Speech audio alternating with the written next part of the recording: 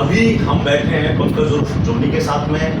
14 जून 2024 को इसी पंकज को घर से बाहर बुलाया जाता है फ़ोन करके, और फिर पंकज के सर में बोतल फोड़ दी जाती है, पंकज के साथ मारपीट की जाती है, जिसका वीडियो आपने और हम सभी ने अलग अलग माध्यमों से देखा है।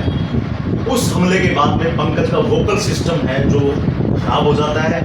इनका इलाज चलता है जयपुर में, करीब 8-10 दिन ये भर्ती रहते हैं। पहले बहरोड के 3-4 अस्पतालों के बाद में ये निम्स जाते हैं, निम्स इनको रेफर कर दिया जाता है जयपुर के दुर्लभ अस्पताल में।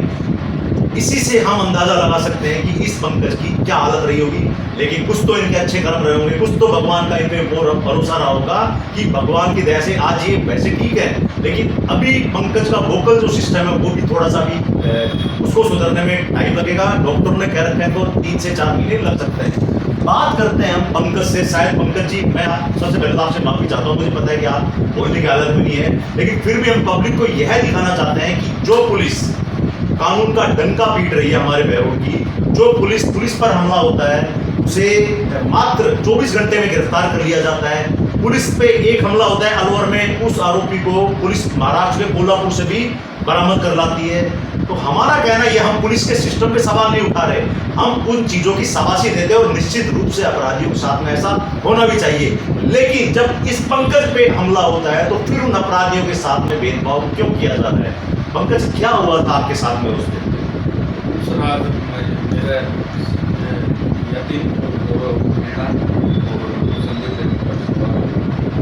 उनके साथ बैठा था, उनके साथ मेरे झगड़ा हुआ है।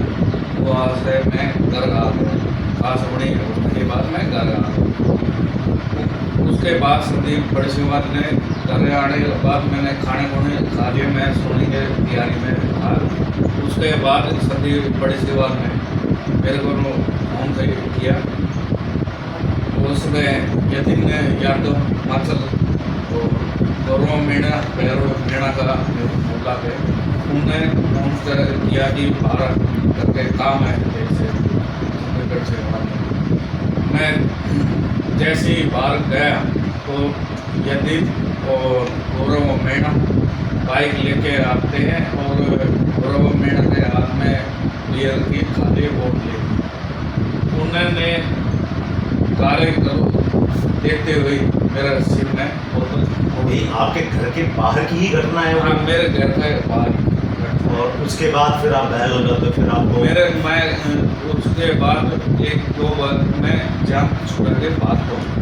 ये पीड़ा गौरव की है। गौरव से हम ज़्यादा इसलिए बात नहीं करवा सकते क्योंकि इनको अभी डॉक्टर ने कम बोलने की सलाह दी है ताकि इनके वोकल सिस्टम को इम्प्रूव होने का और ज़्यादा मौका मिले। हमने बात की पंकज से जिस पर 14 जून को हमला हुआ था। अब हमारे साथ में है पंकज की मम्मी।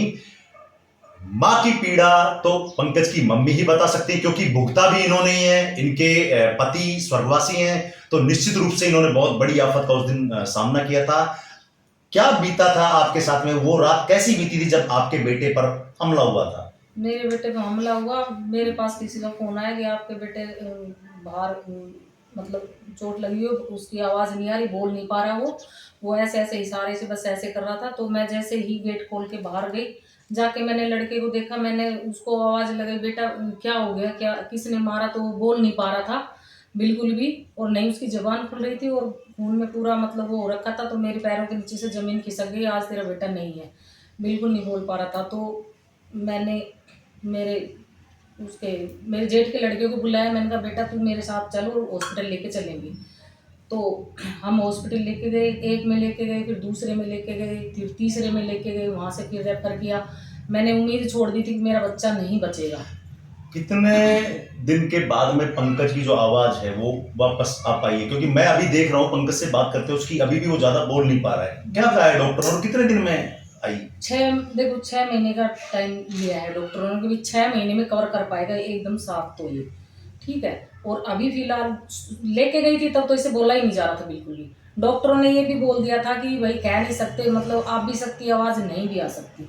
और ऑपरेशन के टाइम पे भी उन्होंने बोला भाई सर्जरी इसकी किस्मत है तुम्हारी, अगर जो हो जाए। तो मैंने तो देखो बिल्कुल वो कर दी थी, भगवान के आगे हाथ जोड़ के मैंने कहा भगवान मेरा बच्चा ठीक हो जाए, एक ही बच्चा है इसके भी, और इसकी मतलब चोट इतनी तगड़ी थी कि मतलब बचने की कोई उम्मीद नहीं थी मुझे। निश्चित रूप से आप एक माँ हैं और माँ की पीड़ा का जो दर्द, जो एहसास है, वो कोई भी दुनिया में कर नहीं सकता। मैं क्या उम्मीद है आपकी पुलिस से? क्या चाहते हैं कि आप कार्रवाई हो? क्या अपील करेंगे आप पुलिस से? देखो, मैं लेके गई बच्चे को वहाँ से, फिर मेरा बच्चा थोड़ा इसका ऑपरेशन सही ढंग से हो गया तो मैंने वहीं से वापस आके FIR दर्ज करवा के गई। मैंने कहा आज ही करवा के आती हूँ। उसके बाद मैं फिर रात को 11 बजे वक्त मेरे बच्चे के पास वापस चली गई। जब ये थोड़ा वो हुआ, वहाँ से इसका ट्रीटमेंट करवाने के बाद फिर मैं पुलिस वालों के चक्कर लगाने लगी कि भाई मेरे बच्चे के बारे में जो मेरे बच्चे के साथ हादसा हुआ है, वो लोग खुले घूम रहे हैं, उनको पकड़ा नहीं जा रहा अभी तक। तो मेरी यही वो है कि भाई मेरे बच्चे के जो गुनाहगार हैं उनको जल्दी से जल्दी पकड़ा जाए। क्यों, मेरे को बिल्कुल भी इस चीज़ की वो नहीं, जिस माँ के बच्चे को ऐसे बोलते हुए वो और एकदम से नहीं बोल रहा है, वो है उसकी आवाज़ भी बंद हो गई, उसके अंदर इतना मतलब वो सिर का समझ लो कि मैं तो मरा हुआ ही लेके गई थी यहाँ से। तो एक माँ हो के नाते मैं ये कहती हूँ, SP साहब से मैं गुजारिश करती हूँ कि इसके सख्त से सख्त सजा दी जाए इनको और जल्दी से जल्दी इनके ऊपर कार्रवाई की जाए। हमारा भी यही कहना है एक माँ की तरफ से, और मैं बहरोड प्रेस क्लब का अध्यक्ष होने के नाते मैं भी पुलिस कप्तान से और पुलिस के आला अधिकारियों से यह निवेदन कर देना चाहता हूं कि आप अपराधियों में भेदभाव ना करें। यदि आपके साथ अपराध होता है तो आप उसे तुरंत पकड़ते हैं, तो एक आमजन के साथ में जो भी दुर्व्यवहार है, इस तरह की घटनाएं होती हैं, तो आप उन अपराधियों को भी बड़ा अपराधी ही माने और उन पर भी जल्द से जल्द कार्रवाई करवाएं बिना किसी राजनीतिक दबाव के। जय हिंद, जय भारत।